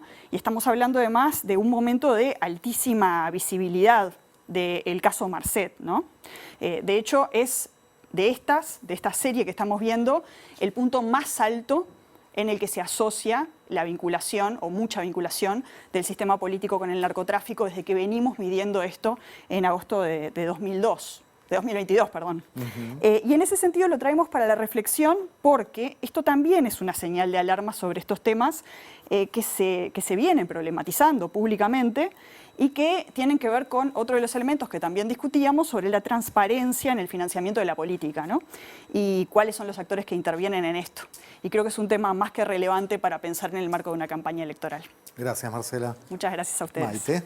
Bien, fueron entonces varios los datos que compartió Marcela. Me gustaría arrancar por esa cifra, ¿no? Por ese 54% de personas de nivel socioeconómico bajo que manifestaban que tienen una mayor percepción respecto a la corrupción, ¿no? Una mayor desconfianza. Entonces, pienso yo, ¿por qué piensan que se da esto en niveles socioeconómicos bajos? Bueno, yo supongo que hay algo así como un clamor de que el rey está desnudo, ¿sí? Es decir, los hechos de corrupción se dan prácticamente cada 15 días, ¿sí? Porque en el listado que hicimos recién, por ejemplo, nos olvidamos de Iturralde, ¿sí? Violentando nada menos que un principio constitutivo de la República, que es la división de poderes.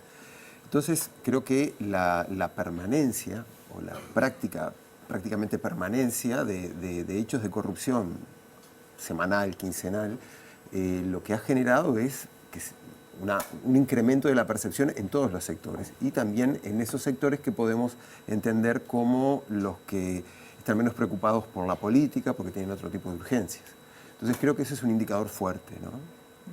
Casi siempre, yo supongo que los sectores más educados tienen una preocupación mayor por la vida política, pero esto es de tal orden, la corrupción es de tal orden que hace que la preocupación sea prácticamente universal. Sí, es interesante, ¿no? Porque uno, de algún modo, la pregunta invita a pensar la relación entre la clase y la relación y la percepción de la corrupción, y evidentemente uno ve cosas diferentes según en qué lugar de la sociedad está. Entonces, en todo caso, uno podría hacerse la pregunta de las personas de nivel socioeducativo bajo, que habría que ver cómo se construye la variable, etcétera, están viendo algo, ¿no? Entonces, llevándole a la pregunta que hacías recién, ¿no? Quizás ese mismo hipotético policía que estaba viendo hacia arriba de la cadena de mando cómo se comportaban arriba y actuando en consecuencia, es visto a su vez por otros, ¿no? Que puede haber algo que a nivel de calle en algunos lugares se esté viendo y como eso puede suceder en diferentes lugares de la pirámide social, ¿no? Porque del otro lado, yo siempre, nunca me canso de recomendar el libro de Gabriel Tenenbaum, Los Protectores del Capital, ¿no? Porque ahí vos ves una trama de larguísimo plazo de relación del Estado uruguayo, de la forma como el Estado uruguayo legisla a favor del capital transnacional y el lavado de activos, ¿no?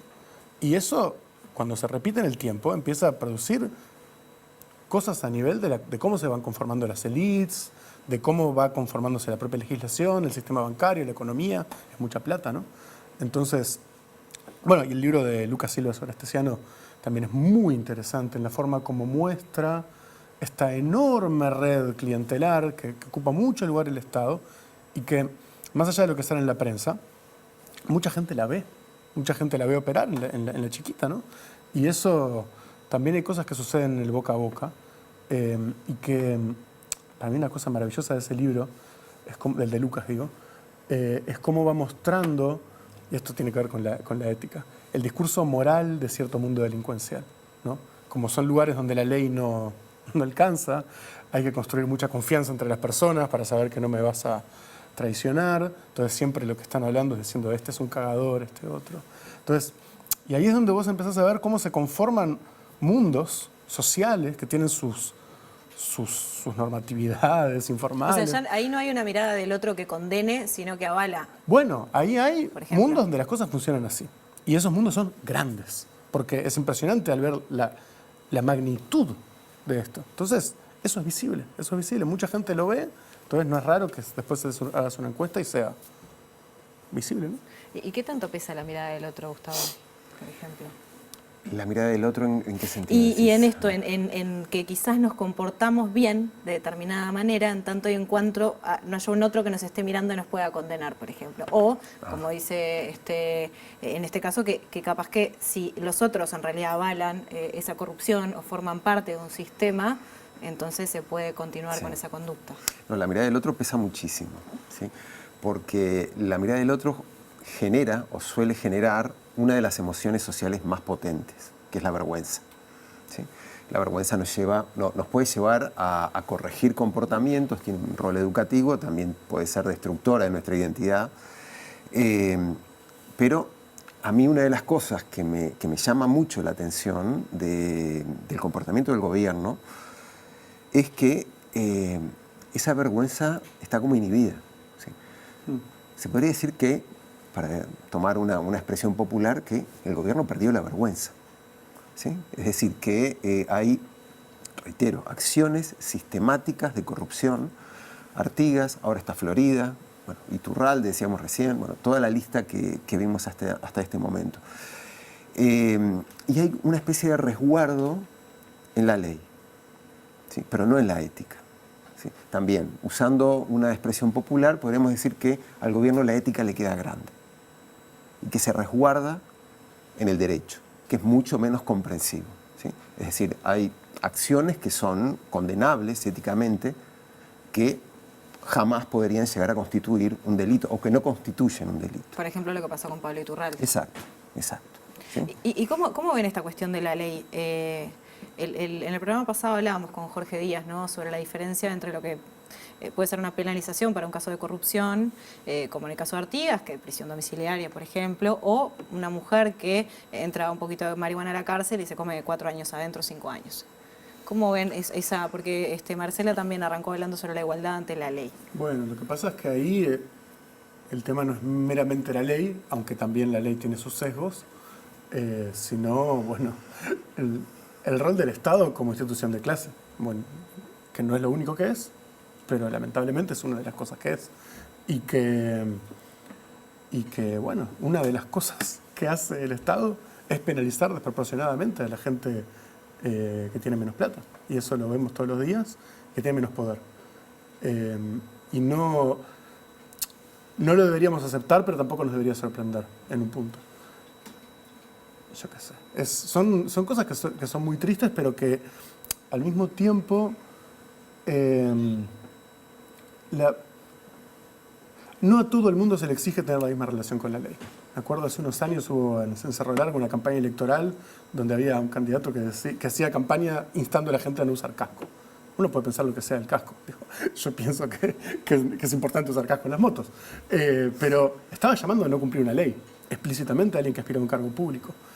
Y bueno, es un problema cuando las personas que hacen las leyes no se toman en serio las propias leyes que esos mismos hacen. Porque eso te habla de una especie de reflejo monárquico, ¿no? ¿No? Como en el antiguo régimen, quien hacía la ley estaba por encima de ella. Y eso, bueno, en una república es un gran problema, ¿no? Bien, vamos a dar una vuelta por el panel y ya seguimos charlando.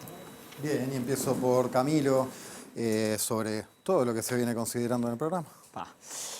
Yo creo que estamos en un punto de la discusión en el que estamos tocando temas que son particularmente sensibles en cuanto a la forma en la que está constituida nuestro modelo de democracia, en el que, bueno, el rol de clase que juega el Estado en la elaboración de leyes, en el cumplimiento de las mismas, es un rol de clase. No es la justicia no es igual para todo el mundo. Lo charlábamos el programa pasado con Karina y con Jorge Díaz, que particularmente hicieron mención a eso. A mí me empieza a parecer muy peligroso el discurso en el momento en el que creemos que la realidad es así, porque es así y no tenemos las facultades de cambiarla. Y es ahí donde yo creo que entra la cuestión más peligrosa de este tema. Cuando se empieza a popularizar un discurso de que todos los políticos son corruptos y que no tenemos forma de solucionar ese problema. Entiendo la reacción, creo que responde también a una democracia en la que justamente no todos somos iguales ni ante la ley ni ante nada. O sea, las leyes las hacen personas que defienden los intereses particularmente de clases sociales pudientes que han sido los que gobernaron el Uruguay, por lo menos hasta principios del siglo XXI, y tomando el Estado como botín político, gobernando casi como si el Uruguay fuera un feudo. Yo particularmente haría énfasis en eso, en que creo que es tarea, sobre todo de los jóvenes, pero de la sociedad en general, plantearse una democracia diferente y hacer carne de ese discurso, tratando de construir hacia un futuro un poco más equitativo. Porque también hay una diferencia entre igualdad ante la ley y equidad ante la ley, por supuesto, que eso puede dar para discutir mucho rato. Ratísimo. Y la otra es esto de que hablamos de clase y de desclasados, ¿no? Porque, sí, perdón, pero reitero, ¿no? Tenemos mucha gente que se olvida de dónde viene. Y en esto de que los más pobres son los que perciben mayor el grado de... Claro, sí, ¿cómo no van a hacer eso si ellos a los que los cagan a palo, los meten presos y salen 4 años después, cuando el otro que tiene plata le dan prisión domiciliaria?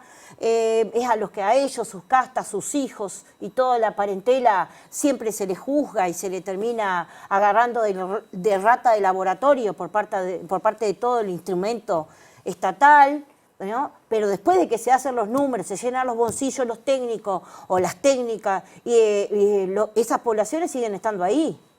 Los números que tanto piden para cambiar las políticas de cosas, ¿no? Son personas que siguen estando en el mismo chiquero 50 años después, como por ejemplo Felipe Cardoso, ¿no? Entonces digo, eso de la percepción, y también, ¿quiénes son los que contestan las encuestas estas que hacen? El que tiene un celular, el que tiene internet y sabe cómo manejarlo.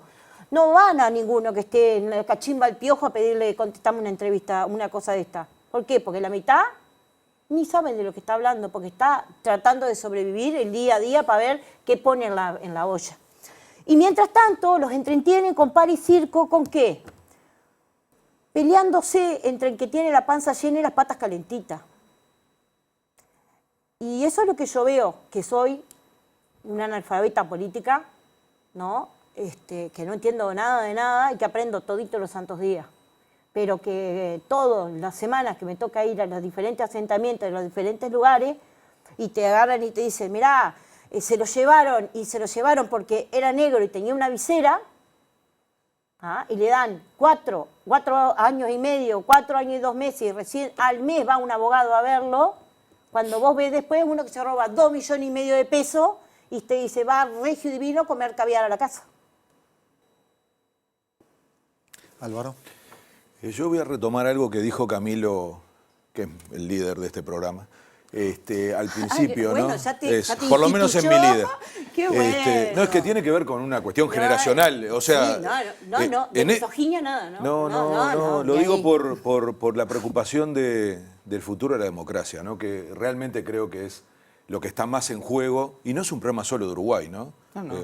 Es una crisis de la política, de los partidos, de la credibilidad que tiene la gente en relación al sistema. Los que vivimos en la dictadura sabemos que le podemos dar palo a la democracia y querer mejorarla y demás, pero que, ojo, con la idea de que los tiempos pasados fueron mejores, ¿no? Entonces, sin embargo, hay un efecto de frustración, de desencanto evidente. Y acaban de mencionar otros países. Lo que debe estar pasando esta semana en Argentina es demoledor, es demoledor. Hay que creerle a la política, a los políticos en situaciones así. Después nos quejamos de los Milei, de los Trump, de los Bolsonaro. ¿Por qué traigo esto a colación? Porque yo creo que en la campaña electoral esto es más peligroso.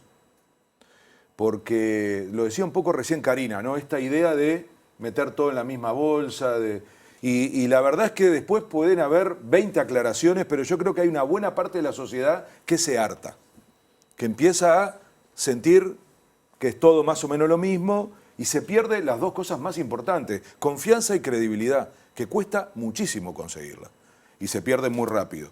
Claro, ahí está el papel de los organismos, del Estado, se dice, ¿no? De las leyes, y tenemos muchos organismos. Hay dos que se conocen poco o que todo el mundo los considera medio de florero. El Tribunal de Cuentas, que se vive pasando, ¿no? Por arriba.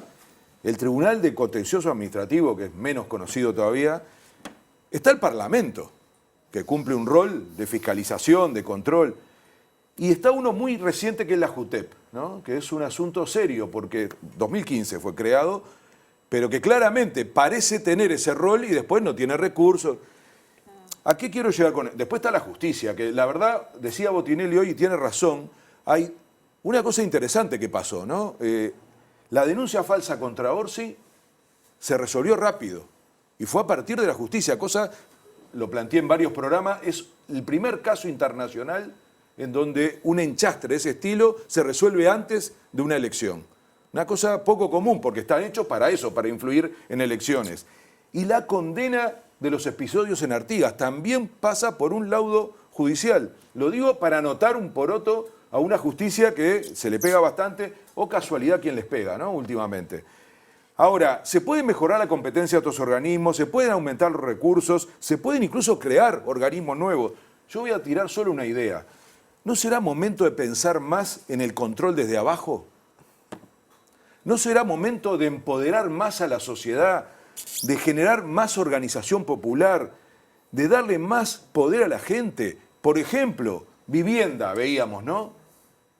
Que sea la propia gente que se perjudica la que tenga elementos de control, de denuncia, la salud, la educación, el trabajo. Es decir, ¿no será tiempo de más control desde abajo?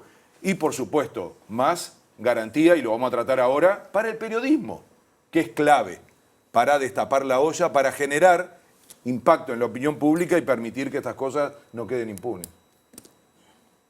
Tomando entonces esto que estaba diciendo Álvaro, ¿no? ¿Cómo ven ustedes el rol de la ciudadanía en lo que refiere a lidiar con la corrupción, en realidad, de la indignación en particular, tomando en cuenta algo que decía Marcela, que es que nuestras realidades están mediadas por diferentes marcos interpretativos, y eso obviamente tiene mucho que ver también con eso que mostraba ella, de las diferencias que había en la percepción de la corrupción para votantes del Frente Amplio o para votantes de la coalición. Entonces, ¿cómo se ata todo esto? Bueno, recién Gustavo hablaba de las décadas de Tito Livio de Maquiavelo. Es un libro precioso, tiene como 500 años ya, y que es el libro de Maquiavelo sobre las repúblicas. Después tiene el más famoso de Príncipe sobre las monarquías, donde manda uno. Y Maquiavelo trata de explicar por qué dura tanto la República Romana, por qué es tan virtuosa. Y una de las explicaciones en las que más insiste es porque hay lucha entre los pequeños y los grandes, entre las diferentes clases sociales. ¿Por qué? Porque en la medida que hay un despliegue de poder desde abajo, quienes están arriba tienen que sentarse a negociar. Tienen que construir instituciones que contemplen los diferentes intereses. Es decir, el fundamento de las instituciones republicanas está en el poder de disputa de las clases populares. Y eso es muy importante para pensar esto, porque en el fondo este es un problema de relación de fuerzas. Es qué tanto personas que acceden a puestos de poder pueden salirse con la suya sin que no sean interpelados, no se les interponga nada. Entonces, uno podrá decir, la pregunta es, ¿de dónde vienen los estímulos, las fuerzas, las disputas que imponen que ciertas cosas sean inaceptables, ¿no? Y si lo viéramos al revés, es decir, cómo explicamos esto que está pasando, una forma posible de explicarlo es que la relación de fuerzas en la sociedad, y no solo en Uruguay, está tan desequilibrada en favor del capital transnacional, de, bueno, cada uno podrá hacer la caracterización que le parezca, que es muy difícil imponer normas de conducta a estos sectores, pero no de ninguna manera, que es imposible. Gustavo, ¿para cerrar? Sí, bueno, lo del control ciudadano es crucial, ¿no? Yo creo que ese control ciudadano tiene pocas instancias de sanción, porque tenemos una instancia de sanción una vez cada 4 años. Y yo tengo la esperanza de que en este periodo tengamos una sanción como la que tuvo el gobierno pasado en las elecciones nacionales. Pero eso es poco, tendríamos que pensar en diseños institucionales en los que ese control ciudadano, no sé, capaz que elecciones de medio término, en fin, cosas por el estilo. Pero a mí me parece que también tenemos que, como ciudadanos, apostar a liderazgos éticos, ¿sí? Liderazgos virtuosos, ¿sí? Como los que podemos reconocer en muchos políticos, a lo largo de la historia y en la actualidad, porque esto no es que está todo podrido. Aquí hay algunas cosas que están podridas, pero no todas. Entonces creo que ese liderazgo ético es al que tenemos que apostar y en el que tenemos que educar y el que tenemos que compensar como ciudadanos. Creo que de eso depende, porque de las dos cosas, ¿no? Del control ciudadano y de los liderazgos éticos. El multiplicar instancias de control judicial creo que puede ser positivo, pero casi siempre hay formas de evadirlo, de esquivarlo, en fin, hay como una gran ingeniería legal puesta al servicio de estos intereses. Entonces, para pensar en términos positivos, pensar en una agenda positiva, creo que esa podría ser una forma de desarrollar una especie de contrapoder ante la corrupción. Gustavo Pereira, Gabriel de la Coste, muchísimas gracias a ambos por estar. Gracias a ustedes. Quédense que ya sigue más Letra Chica. Ya venimos.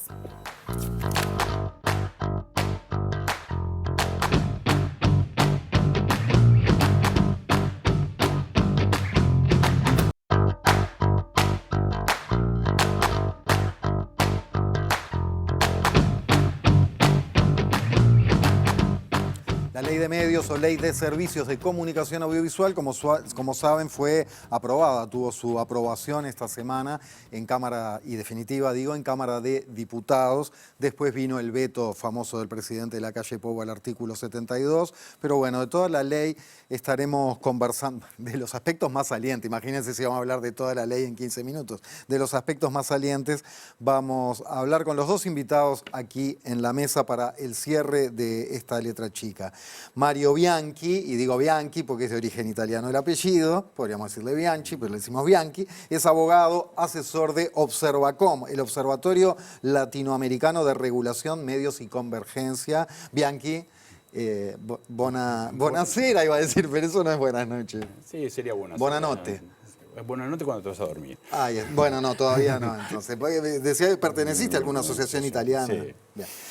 No es lo que nos convoca hoy. Álvaro Pan es periodista e integrante de APU, la Asociación de la Prensa del Uruguay, y presidente de FEPALC, la Federación de Periodistas de América Latina y el Caribe. Álvaro Pan, buenas noches. Buenas noches, gracias por la invitación. Para arrancar, y empezando por ti, Mario, titulares del asunto, primeras consideraciones, ¿qué aspectos les parecen salientes para analizar de esta ley aprobada? Bien, yo la ley la dividiría en tres sectores. Los primeros 71 artículos, que es lo que hablan sobre la regulación de los medios en general, en donde hay una concentración de medios, extranjerización de medios, hay una falta absoluta del control ciudadano. Hoy acá se mencionó mucho, y el control ciudadano es fundamental para los que tienen el deber de hacer las leyes en el país, porque se sacan tanto los organismos de contralor como las consultas ciudadanas. Por otro lado, tenemos el aberrante artículo 72 que vetó el presidente, en donde yo diría que Manini se comió la pastilla ahí, porque el veto no estaba dado en el día de que se votó, sino ya estaba preparado de antemano ese veto, como todo el mundo lo supo a través de la prensa, por lo que era algo que estaba visto, porque el artículo 72 no solamente era inconstitucional, era una aberración a todas luces. Y después tenemos los artículos que van del 73 al 96, que son los artículos que están planteados sobre lo que se llama los medios públicos. En ese sentido, yo creo que hay una inconstitucionalidad manifiesta desde el artículo 74 a el último, que es el 96. Es el artículo 74, y en las leyes el verbo nuclear es fundamental. Dice, créase el CIPRATEN, es decir, está creando. Cuando uno crea, quiere decir que antes no existía nada. Crea el CIPRATEN, y el 76 establece quiénes serían los que tendrían la gobernanza de los medios públicos. Y habla de un directorio de 5 miembros, 3 plenos, presidente, vicepresidente y vocal, y 2 con voz y sin voto, que serían el director de la radio y el director de la televisión. Eso cambia la gobernanza de los medios públicos que hasta el día de hoy, por la ley 19.996, en su artículo 209, establece que el directorio de los medios públicos estará integrado por la dirección de radio, dirección de televisión y un vocal. Dicho esto, quiere decir que los legisladores que tienen la obligación de establecer las leyes, porque tienen un mandato a través de la Carta Magna que el pueblo les dio, la vulneraron, porque el artículo 229 de la Constitución de la República es un texto expreso, no es un texto programático, sino preceptivo, establece claramente, en literalidad y sentido, que los miembros de las juntas departamentales, el poder legislativo, no pueden crear cargos ni mejorar el presupuesto en los 12 meses previo a la elección. Esto es lo que redondeó totalmente la primera hora. Me surgen 1000 repreguntas, pero ya profundizaremos en eso para entenderlo más en detalle. Pan. Bueno, Bianchi hablaba del artículo 72 y si de pronto algún parlamentario se comió la pastilla, nosotros pensamos que también puede ser una jugada magistral políticamente hablando, porque luego de derogado el artículo 72 se quiere hacer presentar a esta ley como una ley posible de que nos rija en esta materia. Y nosotros decimos absolutamente que no. La ley, aún sin ese artículo, es absolutamente, genera un retroceso en pluralismo, en transparencia y en libertad. Ha sido, ustedes recuerdan, en el periodo anterior de gobierno se decía que no debía existir una ley de medios, luego se presenta una ley con carácter de grave y urgente, hasta el punto que la presidenta de la Asamblea General se mostró sorprendida por lo mismo. No lo digo yo, lo dicen especialistas, fue hecha a imagen y semejanza de los canales, tanto que se la conoce con el nombre de uno de los representantes de esas empresas. No se consultó a la academia, no se consultó a la asociación de la prensa, no se consultó al periodismo. Hay una serie de aspectos que esta ley de comunicación audiovisual hace desaparecer. No, perdóname, pero fuerte. No se consultó, es que no se les llamó ni siquiera a conversar, porque en distintas leyes de este gobierno no de repente presentó... dice, bueno, no se escuchó lo que dijo la sociedad civil. No fue convocada. No fue convocada de la misma manera que la comisión especializada en el tema en el Parlamento tampoco participó de la discusión, ¿no? Bien, te interrumpí, perdón. No, al contrario. Todo lo que sea para aclarar, bienvenido sea, pero realmente hay estos aspectos, y después decía puedo desarrollar algunos, muestran que está hecho cejada esta ley y por lo tanto favorece a una parte de la ciudadanía que son empresarios y empresas que ahora, inmediatamente de que fue derogado, anulado el artículo 72, el gobierno aprueba una licencia a Unired Digital, propiedad de las 3 empresas de TV Cable de Montevideo para operar de forma conjunta a fin de brindar Internet. Creo que huelga explicar más en esta primera introducción. Bien, ya profundizamos desde este rincón. Vamos contigo, Maite. Porque llegó el momento de salir del estudio y recibir a nuestro compañero Juan Pablo Rodríguez. Jota, ¿cómo estás? ¿Dónde andás y con quién andás? 3 preguntas para vos. Buenas noches. Maite, Jorge, buenas noches para ustedes. Desde luego, saludo al panel, a los invitados y a quienes nos miran a esta hora por TV Ciudad. Nosotros nos encontramos apostados en el domicilio de Lilian Quechichán, senadora del Frente Amplio, quien a propósito seguía el programa de cerca y por quien ya aprovecho a preguntarle, Lilian, está el abogado Bianchi allí en el estudio, hay un representante también de la Asociación de la Prensa del Uruguay, en la semana SUTEL también, el Sindicato Único de Telecomunicaciones, junto al Observatorio Latinoamericano de los medios que hay en Latinoamérica y también de la Convergencia, tuvieron una conferencia de prensa. Le pregunto, ¿cuáles son los riesgos de que la sociedad civil no esté, por ejemplo, y no sea órgano de contralor en la concesión de ondas? Bienvenida. Bueno, buenas noches, un gusto estar de vuelta aquí en La Letra Chica. Bueno, riesgos enormes de todo tipo, no solo la ausencia de la sociedad civil, que en la antigua chasca, aquella coordinación que había con la sociedad civil y además con las personas involucradas, tenía la ley de medios que se votó en los gobiernos del Frente Amplio, tenemos otros enormes riesgos. La concentración de medios, es decir, la falta de pluralidad, fundamentalmente en el interior del país, la extranjerización, sin ninguna duda la designación del responsable de los medios públicos por 6 años, eso es absolutamente inconstitucional porque se votó este año que tiene prohibición absoluta de designar nuevos cargos públicos. Es realmente una ley extranjerizadora, concentradora de los medios, con falta de democracia, que va a atacar la pluralidad de las opiniones sin ninguna duda y sin la más mínima participación de la sociedad civil. Liliana, acerca de la concentración de medios, es decir, ¿se está legalizando algo que se incumplía en la ley anterior o se está brindando también más posibilidad que los grandes grupos económicos puedan tener más medios en nuestro territorio nacional? Sí, este gobierno incumplió deliberadamente la ley votada en nuestros gobiernos que impedía que tuvieran más de 3 ondas una misma persona. Eso lo incumplieron, no lo controlaron, pero ahora todavía lo superaron, porque se va a poder tener hasta 5 y en el interior hasta 8. Por lo tanto, realmente no cumplieron con lo que debían cumplir, violaron la ley durante este periodo de gobierno y ahora todavía profundizaron esa concentración. Liliana, en cuanto a algunos artículos que pueden llegar a ser inconstitucionales, ¿cuáles serían y cuál sería el camino también para que estos artículos dejen de estar en la ley? Bueno, uno de ellos es la designación del director de los medios públicos.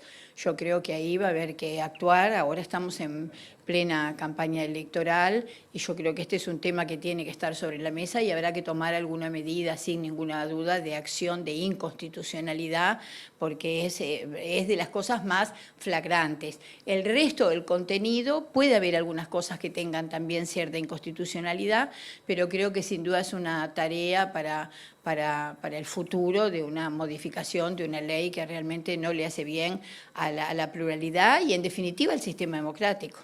¿Cuál sería el corolario, el objetivo, digamos, de designar a 6 años un director de los medios públicos? ¿Qué piensa usted? Bueno, me parece que el objetivo, y en el debate, por lo menos en el que dimos en el Senado, fue clarísimo que lo que querían es que esta administración dejara por un periodo todavía más largo que el próximo gobierno una persona designada directamente por ellos. Le hago 2 en 1. En cuanto al espacio radioeléctrico, que eso se sacó de la ley anterior y también de los minutos gratis que pueden tener los partidos políticos en campaña electoral, ¿no es preocupante cuando todavía no sabemos de dónde salen algunos fondos para financiar algunas campañas? Bueno, fue largamente debatido, está incluido en la ley de medios y fue largamente debatido en la ley de financiamiento de los partidos políticos. Finalmente se logró alguna participación de algunos minutos gratuitos para todos los partidos, pero lejos de lo que realmente nosotros proponíamos. Sí, realmente. Ahí había es el dinero mayor que gastan los partidos políticos es justamente en la publicidad televisiva. No logramos incorporar que hubiera la misma tarifa para todos los partidos. En esta campaña pasada, el Frente Amplio pagó 3 veces más que lo que pagaron el resto de los partidos el minuto de televisión. Entonces, todas esas cosas son muy preocupantes, tienen un objetivo. Y además, no te olvides que hay también una financiación, es decir, perdimos una cantidad de fondos que eran para la producción audiovisual, que eran para algunos espacios culturales y que van directamente ahora a los medios masivos de comunicación, a los canales abiertos de televisión, a los que además ahora se les permite hacer un pool para sus canales cables, con un peligro muy grande, de nuevo de concentración, pero date cuenta que si ahora hay 3 cables que responden a los 3 canales de televisión y ahora va a haber uno, seguramente va a haber una pérdida de puestos de trabajo también muy grande. Es una visión ideológica que tienen los partidos tradicionales y hoy todos los que integran, no solo los partidos tradicionales, el Partido Independiente, Cabildo Abierto, el Partido Nacional y el Partido Colorado, sin ninguna duda, han puesto ahí una mirada ideológica sobre los medios de comunicación que para nosotros es altamente preocupante. Lilian, me dicen que nos queda un minuto, pero no quiero dejar de preguntarle. Desde APU recién señalaban que, por ejemplo, la Asociación de la Prensa del Uruguay no fue consultada, pero tampoco otros especialistas, por ejemplo, pertenecientes a UDELAR. ¿Por qué cree usted que se da esa omisión a la hora de redactar esta ley? Bueno, en el Senado porque la presentaron como grave y urgente. No pudimos recibir a APU, no pudimos tener ni un minuto de debate. Se presentó como grave y urgente sin pasar por la comisión y la tuvimos que votar en ese día, que obviamente nosotros no la votamos. Y fue a la Cámara de Diputados y también, de modo express, en menos de 2 semanas, se terminó votando. No hubo la más mínima posibilidad de que aportara a APU, de que aportara a la sociedad civil y de que aportaran los partidos políticos representados, que son los representantes de la ciudadanía en el Parlamento. Se nos impidió. Eso ustedes saben porque fue público. Nos obligó a nosotros en el Senado a retirarnos de la coordinación interpartidaria porque esa mañana habían estado conversando de qué cosas iban a pasar en una sesión que teníamos en la tarde. Nadie dijo nada que este tema iba a estar y lo presentaron con los votos y lo votaron con sus votos impidiendo cualquier tipo de debate. Ese código político sigue roto, digamos, entre la oposición y el oficialismo. Sí, en el Senado nosotros no hemos vuelto a la coordinación porque realmente nos sentimos absolutamente destratados. Obviamente tenemos vínculo con la presidenta de la Asamblea General y del Senado, Beatriz Argimón, pero con el resto de los partidos en la coordinación estamos realmente con una relación rota. Muchas gracias. Un gusto. Bien, Lilian Quechichén, acerca de lo que estaban exponiendo compañeros allí, acerca de la aprobación de esta ley de medios. Gracias, JP. Abrazo y hasta el domingo que viene. Bianchi, si le encuentra explicación jurídica y a los dos, ¿qué explicación le pueden encontrar a que esto fuera planteado como grave y urgente? Bueno, primero, cualquier ley para ser grave y urgente tiene que estar establecido que en la sociedad existe una situación de tal gravedad que amerite la toma de decisiones por parte del legislativo en un periodo que sea mucho menor que cualquier periodo de estudio y promulgación de una ley. Con referencia a algo que decía la senadora, con referencia a los cargos que se crearon por el artículo 76, que establece la creación del CIPRATEN de los cargos de presidente y vicepresidente que no existen, por lo tanto... ¿Qué va a hacer el CIPRATEN? ¿Qué va a ser, digo? Servicio de Prensa de Televisión y Radio Nacional, ¿tá? Me gustaba más la sigla SECAN, que era mucho más, lo que es el SECAN. más clara. Pero en realidad se crean esos cargos que es absolutamente inconstitucional. Y a su vez, en el inciso tercero, establece lo de los 6 años, que también es inconstitucional. Lo más importante de esto es cómo seguimos adelante. Y yo por eso dividía la ley en 3. Uno, que es el tema del veto, que como bien decía Álvaro, promueve que el presidente quede muy bien parado en todo esto, de algo que era tan aberrante que lo tenía que vetar. Los 71 primeros artículos que vamos a tener que trabajar la sociedad en general para ver cómo mejoramos eso, porque estamos hablando de calidad de la democracia cuando hablamos de concentración y de extranjerización. Y eso sería a través de otra ley. A través de otra ley. Y después, dentro de lo que son los medios públicos, yo entiendo que hay inconstitucionalidades que son de una gravedad tal que hay que declararlas en cuanto antes. ¿Quiénes tienen la potestad de hacerlo? Hay varios que tienen la potestad de hacerlo. Pero hoy me permitiría hacer algo mucho más fuerte. Hoy se habló por parte de Botinelli, decía la coalición republicana, por parte de Camilo, y se hablaba de la calidad de la democracia y de lo que es la importancia de lo que tienen sobre sus espaldas los representantes.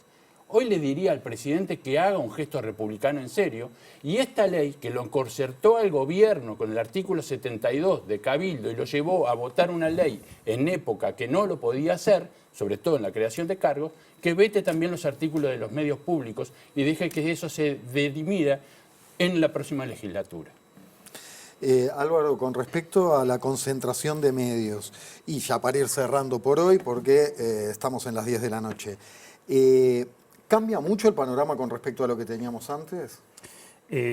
Sí, cambia, pero no sabemos qué tanto puede llegar a cambiar. Esa es una incertidumbre y además genera, tú hacías una consulta recién respecto a, bueno, ¿por qué se piensa que ocurrió esto, no? Y es difícil no pensar en una connivencia entre el poder político y los medios masivos de comunicación.